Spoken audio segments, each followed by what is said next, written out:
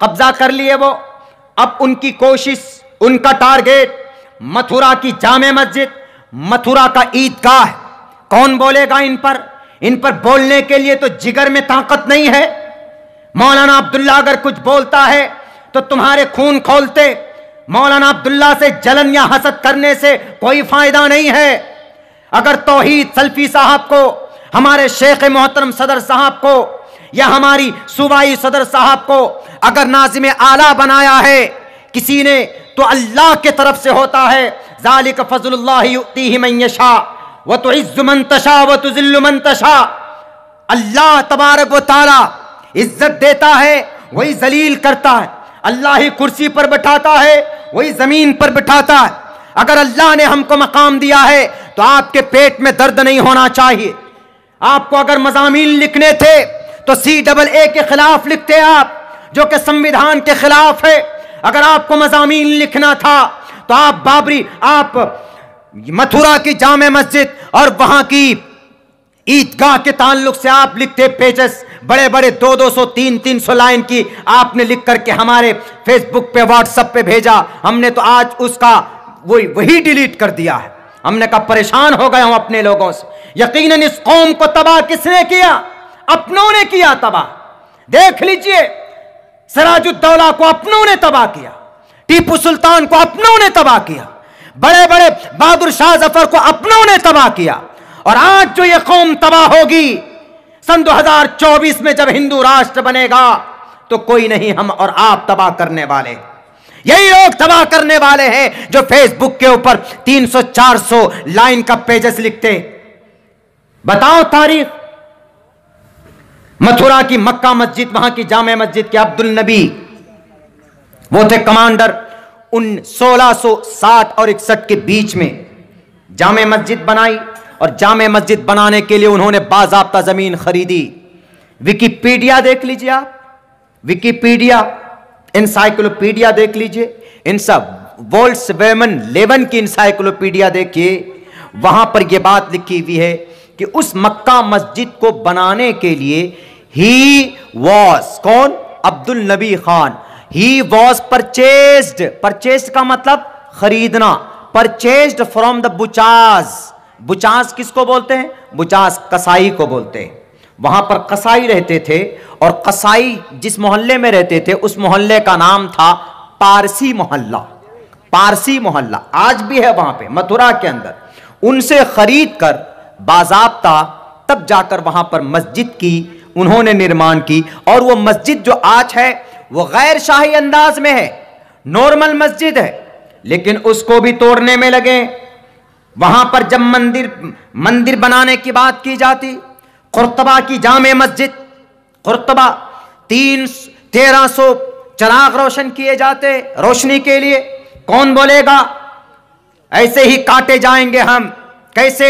जैसे फलस्तीन में काटे गए, जैसे उंदुलुस में काटे गए, बुखारा समरकंद में काटे गए, बगदाद में काटे गए, ऐसे ही भारत में काटने की तैयारी की जा रही।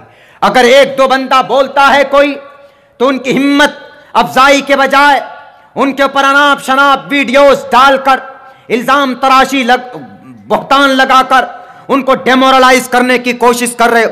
जितनी ताकत लगाना है लगा लो। आप कौम के, आप किसी बिरादरी के खैर खा नहीं है, आप दुश्मन हैं। और जब अपनों में फूट पड़ जाता है तो अल्लाह की मदद भी रुक जाती है। हमारे उलमा अच्छे तरीके से इस बात को जानते। जब कौम का बंटवारा होता है तो अल्लाह की तरफ से मदद नहीं आती। मेरे मुस्लिम भाइयों, मेरे मुसलमानों, बच जाती है। निजाम अदल अल्लाह तबारक व तआला का चेंज होता है उस वक्त कि हमने तुमको एक बनाया।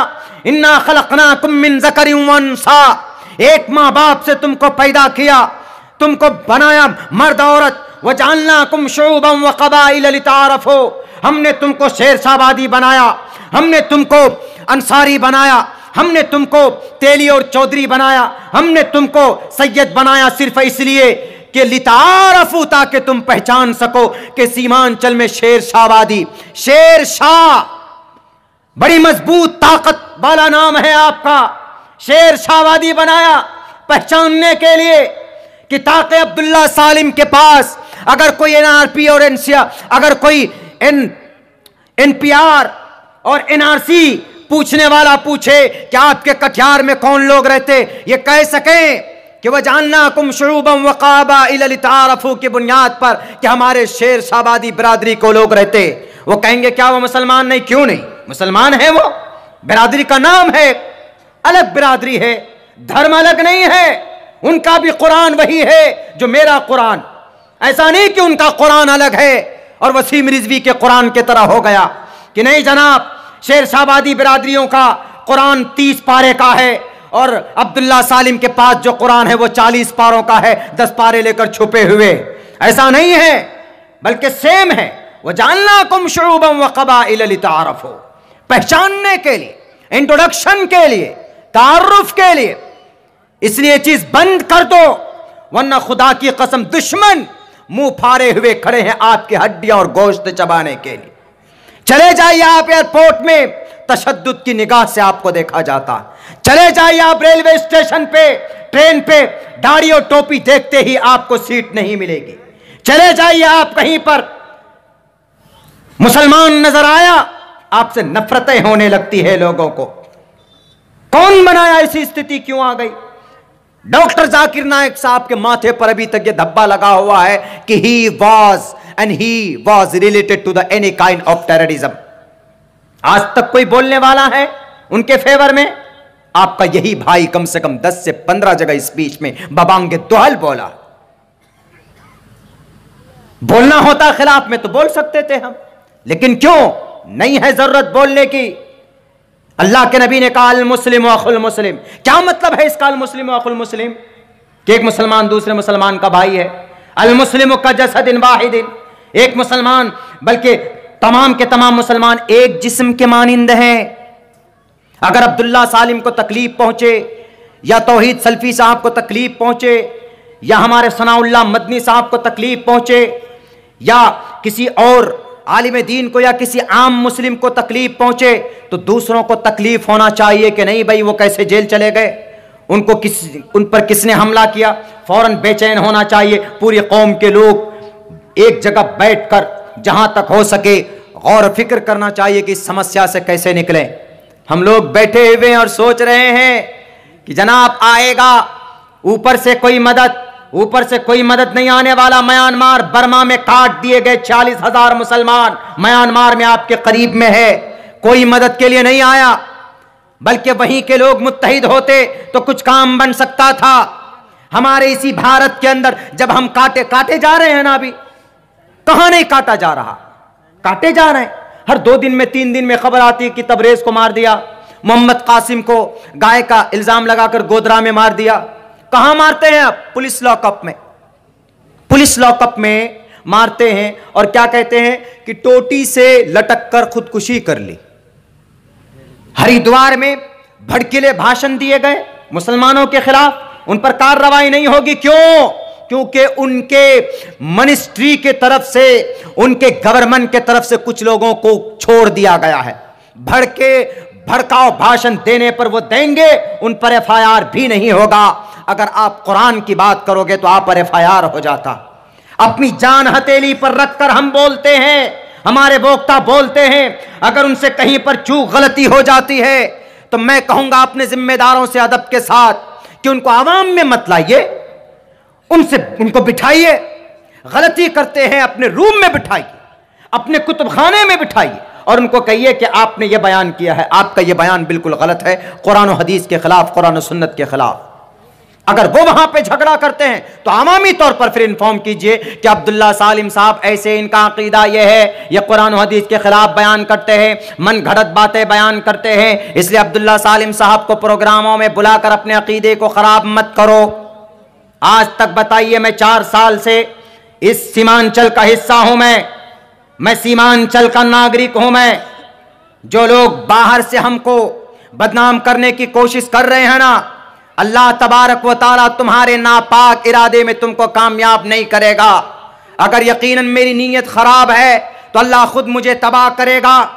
Deeds will be judged by the intention. लेकिन अगर तुम्हारी नीयत खराब है, हसद और अदावत की बुनियाद पर तुमने ये चाल चला है तो अल्लाह तबारक व तआला तुम्हें गारत करेगा। अला लानतुल्लाहि अलल काज़िबीन। जहां तक मेरी कोशिश होती है कि मैं इस कौम को जोड़ूं, मैं मिलाऊं, मेरी इख्तिलाफी बात कहीं नहीं होती है मेरे भाइयों।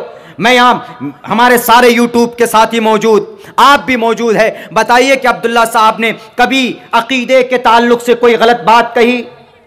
कभी अब्दुल्ला सालिम ने किसी मकतबे फिक्र के खिलाफ कुछ अल्फाज, एक दो शब्द बोले हैं? कैसे मैं अपनी जुबान को खोल सकता हूं? अगर मैं बोला हूं तो तहकीक कीजिए, इन्वेस्टिगेशन हो, तब जाकर आगे बात कीजिए, आगे कदम बढ़ाने की जरूरत। हमारे अगर शोलांगेज तो बोलते हैं, शोलांगेज का मतलब क्या होता है? देखिए, मुकर्रिरीन के तकरीर करने के अंदाज अलग अलग होते हैं। कुछ लोग बोलते बोलते आते हैं, उनका लय वो इस तरह हो जाते हैं कि जज्बात में आते हैं, आवाम के जैसे वो चाहते हैं कि भाई उनकी एक आदत होती है, उनकी एक फितरत होती है उस नेचर में तकरीर करने की, तो वो करते हैं। हाँ, हो सकता है कहीं पर अगर कोई बात, अगर एक दो वर्ड अगर गलत बोल दिए, तो जो होते हैं उस प्रोग्राम के जिम्मेदार, उनको अधिकार, अथॉरिटी है, वो कागज में फौरन लिखेंगे, अब्दुल्ला शेख आपने बयान किया, इसकी दलील I want to the some evidence improve, आप दीजिए। अब उनकी जिम्मेदारी है, दें वो, नहीं तो कहां से बयान किया। तो इसीलिए मेरे भाइयों, मैं जो प्रोपेगेंडा, जो साजिशें अभी चलाई जा रही है, बिल्कुल बेबुनियाद नहीं होना चाहिए। इससे पहले भी हमारे खिलाफ फर्जी फेसबुक में हमारी पर्सनल घरेलू मैटर को लेकर कुछ लोग आए और उसने चैलेंज किया, मौलाना इफ यू आर राइट, अगर आप सही हो तो आप अपनी वाइफ को लेकर के जजमेंट दीजिए, स्टेटमेंट दीजिए। हमने फौरन स्टेटमेंट दिलवाया ताकि मौलाना साहब की चरित्र बर्बाद हो, और मौलाना जो हमारे पीछे लगे हैं, हमारी जो काले चिट्ठे को वाशिगाफ कर रहे हैं, लोग मौलाना से मुतनफ्फिर हो जाएं और हम अपने मकसद में कामयाब हो जाएं। कुछ लोग इसी उसमें लगे हुए। और हमारे मीडिया वाले भाई से कहूंगा, इन्नमल आमालु बिन्नियात, बुखारी की सबसे पहली हदीस इमाम बुखारी लाए। क्यों? बताने के लिए कि कोई भी काम करो, नमाज पढ़ो, रोजा रखो, अहादीस का जखीरा जमा करो, कुरान की तफसीर करो, नीयत अगर सही नहीं है तो कुछ भी नहीं। आप मेहनत करते हैं, दूर से आते हैं, प्रोग्राम कवर करते हैं, तो सिर्फ इस नीयत से कीजिए कि आप उस प्रोग्राम को रिकॉर्ड करके दूसरे भाइयों तक पहुंचाएंगे, जो कुरान और हदीस के, कुरान और सुन्नत की जो अच्छी बातें हैं वो दूसरों को भी सुनने को मिलेगा आपके माध्यम से। तो आपका मकसद कुछ और भी है। इंटरनली हम जानते हैं कि आपके सब्सक्राइबर बढ़ेंगे, आपका वीडियो जितनी देर तक टाइमिंग बढ़ेगा तो आपको कुछ यूट्यूब के जरिए से फंडिंग की जाएगी। शरीय एतबार से क्या है उसका मकाम, वो हमारे बड़े हजरात उलमाए किराम आपको बताएंगे, मैं उस पर बहस नहीं करूंगा। लेकिन अगर आप नीयत वो करते हैं, अच्छी नीयत के साथ काम करते हैं, तो हो सकता है कि ये चीज आपके लिए बाइस सवाब। लेकिन अगर आप एडिटिंग करके, कभी हमने देखा भी वसीम रिजवी के खिलाफ हम बोले थे, वो थंबनेल में ऐसा लगा दिया, तो भाई साहब हमारे वो कोई थे, हमने उनको कहा, बेचारे ने रिमूव भी किया। वो थंबनेल के अंदर में मर्द के शर्मगाह को, यानी वो जो खतना किया हुआ और विदाउट खतना किया हुआ डाल दिया उसमें। अब बताइए, वो सार्वजनिक चीज है, आप थंबनेल ऐसा डाल रहे हो कि लोग फट से देखेंगे, हमारा व्यूज से बढ़ जाएगा। व्यूज से आपका पैसा नहीं बढ़ता है, वीडियो कितना टाइम चला आपका, उससे आपके अकाउंट में, गूगल एड्स अकाउंट के अंदर में आपकी फंडिंग होती, कितने एड्स दिए जाते, कितना टाइम आपके चैनल में कोई वीडियो चलता है, वो देखा जाता है। बहुत सा आदमी ऐसा होता है कि जैसे फौरन क्लिक किया, देखा कि कुछ गलत चीज है, 2-3 सेकंड में नहीं सुनता, फट से डिसलाइक कर देता है। तो डिसलाइक और लाइक वीडियो की क्वालिटी को बयान करता है। मेरे भाइयों, अगर मुझे पॉपुलर होना होता, अगर मुझे अपने आप को ऊपर ले जाना होता, तो हम 5-6 साल से इस फील्ड में है, हम खिलाफ तकरीर करते। बहुत सारे ऐसे मकतबे फिक्र हैं जिनके अकायद सही नहीं, हम उनके खिलाफ करते। लेकिन हां, जब हम बात करते हैं उनसे, जब जरूरत पड़ती है तो हम बात करते हैं उनके बीच में जाकर। उनसे जाकर कुरानी दलाइल पेश करते, लेकिन आवाम को नहीं। आवाम में जो कुरान का सही पैगाम है, अहादीस का जो सही पैगाम है, हम उन तक रखने की कोशिश करते हैं कि आपको भी ज़रूरत है कि आप भी देखिए। तो मेरे भाइयों, चूँकि मैं बहुत ज़्यादा थका हुआ हूँ, एनर्जी आई, चूँकि सदर मोहतरम ने पहले ही हमने उनको शेख मोहतरम को सलाम किया, लेकिन उनका मूड हमने ऑफ देखा तो हम समझ गए कि भाई शेख मोहतरम हमारे नाराज़ हैं सदर साहब। बहरे कैफ किसी आदमी को हो सकता है इस तरह की जब बातें किसी की तरफ से मंसूब की जाए तो वो गुस्सा नेचुरली बात है। हमारे लिए भी अगर कोई इस तरह करता, हम अगर उनकी जगह पर होते तो हमारे भी मिजाज बदले हुए होते। लेकिन ये सारी चीज़ें ताल्लुक़ रखती है इन्वेस्टिगेशन से, तहकीक से। इसकी तहकीक हो, जांच हो। अगर वाक़ईतन मैं मुजरिम हूँ तो इतना बड़ा बोर्ड लगा दीजिए, मौलाना अब्दुल्ला सालिम साहब फ्रॉम टुडे विल बी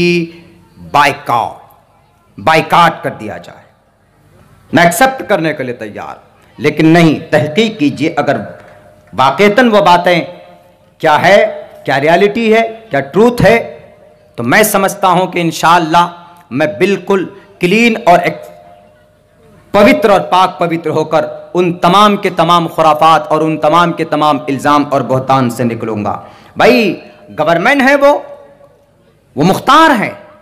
हमारे भारत के अंदर भी हर किसी की सिक्योरिटी की बात होती है, वो किसी भी तंजीम के ऊपर पाबंदी लगा सकते हैं। हम भारत में भी लगा सकते हैं, भारत वाले भी लगा सकते हैं। सिक्योरिटी का मसला होता है, नेशनल सिक्योरिटी का मसला होता है। तो बहरे कैफ इस तरह की बातें नहीं होनी चाहिए। समाज को बांटने की बातें मेरे भाइयों नहीं होनी चाहिए। हमें यूनिटी बना के रखना है, हमें मुत्तहिद होकर रहना है। वरना जैसे 1924 के अंदर जैसे ही कुछ लोग थे ऐसे जो जिनको देख करके बातिल ताकतें लरसती थी, उसी तरह के अफराद अल्लाह तबारक व तआला दुनिया में भेज दे ताकि इन बातिलों का, इन खुराफातियों का, इन तशद्दुद परस्तों का